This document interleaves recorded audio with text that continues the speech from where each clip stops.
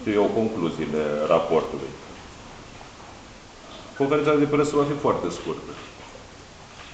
Va fi foarte scurtă pentru că în momentul în care am fost invitat la primărie pentru prima dată în mod oficial, m-am prezentat, am semnat, am fost spus să semnez și logic o hârtie, precum că am preluat raportul, iar această hârtie, un proces verbal de predare-primire între Primăria Municipiului Botoșani și SC Locativa ESA prin reprezentanții săi, am procedat la predare, respectiv la primirea raportului de analiză diagnostică a activității Societății Locativa ESA Botoșani din perspectivă economică și organizațională, cu obligația respectării confidențialității asupra tuturor informațiilor cuprinse în acest raport.